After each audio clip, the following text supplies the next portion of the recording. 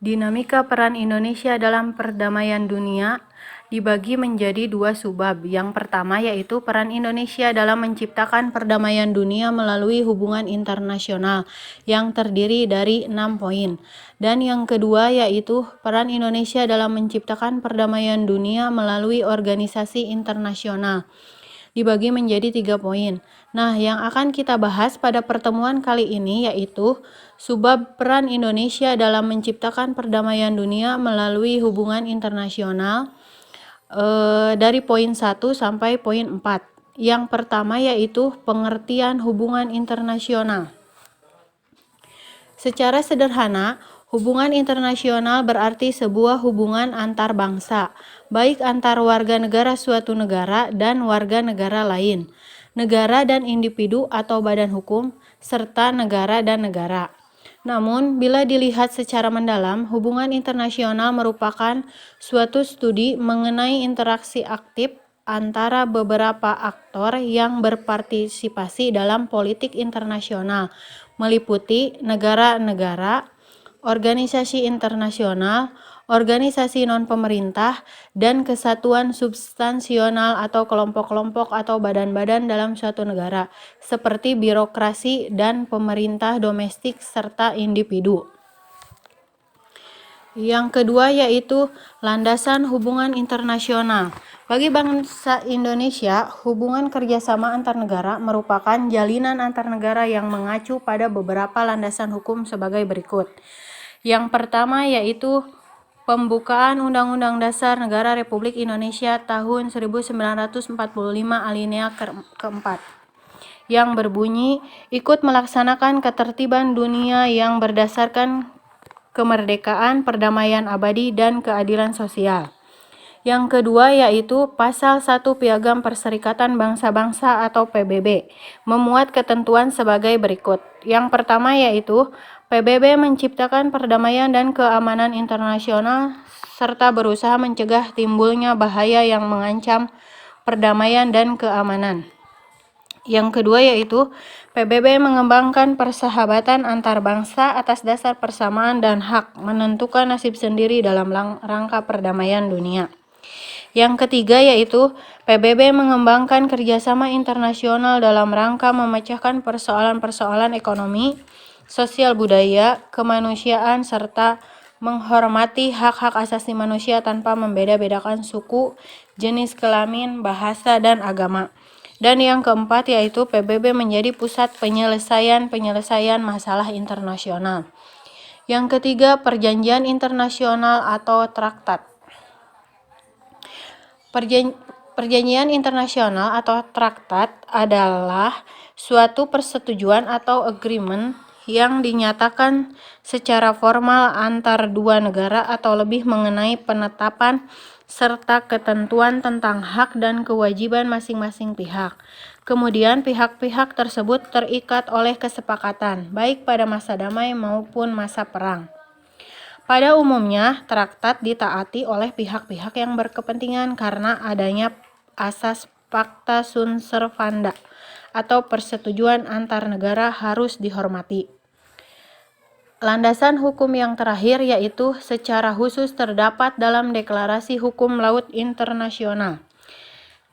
Indonesia sejak 13 Desember 1957 memperjuangkan Deklarasi Juanda yang menyatakan bahwa Negara Kesatuan Republik Indonesia dibatasi oleh garis lurus dengan jarak 12 mil dari garis pangkal lurus yang ditarik dari titik terluar pulau-pulau terluar sebagai laut teritorial. Deklarasi ini diakui PBB pada tanggal 10 Desember 1982 dan disahkan oleh pemerintah Indonesia dengan Undang-Undang Nomor 17 Tahun 1985 tentang hukum laut. Yang berikutnya yaitu asas-asas hubungan internasional. Yang pertama, asas teritorial. Asas ini didasarkan pada kekuasaan negara atas daerahnya. Maksudnya, negara melaksanakan hukum bagi semua orang dan semua barang yang ada di wilayahnya. Adapun terhadap semua barang atau orang yang berada di luar wilayah tersebut berlaku hukum asing. Yang kedua yaitu asas kebangsaan. Asas ini didasarkan pada kekuasaan negara untuk warga negaranya. Menurut asas ini, setiap warga negara dimanapun ia berada tetap mendapat perlakuan hukum dari negaranya.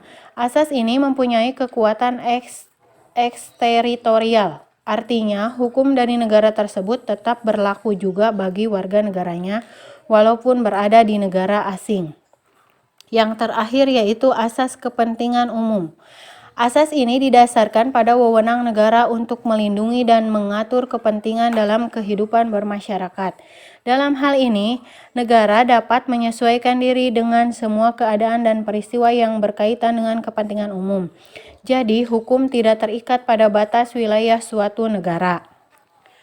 Yang keempat yaitu sarana hubungan internasional. Adapun sarana-sarana hubungan internasional terdiri dari 4. Yang pertama yaitu diplomasi. Diplomasi adalah seluruh kegiatan untuk melaksanakan politik luar negeri suatu negara dalam hubungannya dengan bangsa lain. Fungsi dasar diplomasi adalah sebagai lambang atau prestis negara pengirim, sebagai wakil yuridis yang sah dari negara pengirim, dan sebagai perwakilan diplomatik suatu negara di negara lain. Yang kedua yaitu propaganda. Propaganda adalah usaha sistematis untuk mempengaruhi pikiran atau emosi demi kepentingan masyarakat umum. Propaganda ini lebih ditujukan kepada warga negara lain daripada pemerintahannya dan untuk kepentingan negara yang membuat propaganda. Yang ketiga yaitu ekonomi. Ekonomi adalah sarana ekonomi umumnya digunakan secara luas dalam hubungan internasional baik dalam masa damai maupun dalam masa perang. Pada masa tertentu, semua negara harus terlibat dalam perdagangan internasional agar dapat memperoleh barang yang dapat diproduksi dalam negeri sehingga terjadi ekspor dan impor. Yang terakhir yaitu kekuatan militer dan perang. Misalnya, peralatan militer yang memadai dapat menambah keyakinan dan stabilitas untuk berdiplomasi.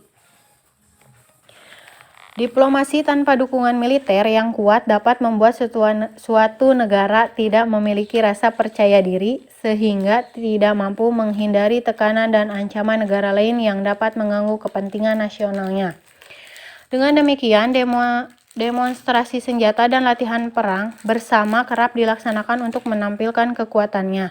Namun yang lebih diutamakan bukanlah perang, tetapi tindakan preventif dalam hubungan internasional. Demikian materi yang Ibu sampaikan untuk pertemuan hari ini. Apabila ada yang tidak dipahami, silahkan dapat ditanyakan langsung dikirim melalui email Ibu. Dan yang terakhir, silahkan perhatikan tugas yang ditampilkan di layar berikut. Mohon untuk dikerjakan.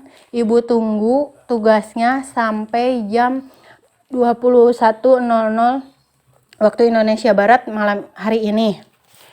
Tugasnya dikirim lewat email Ibu. Silahkan, selamat mengerjakan. Terima kasih, sampai bertemu di pertemuan berikutnya.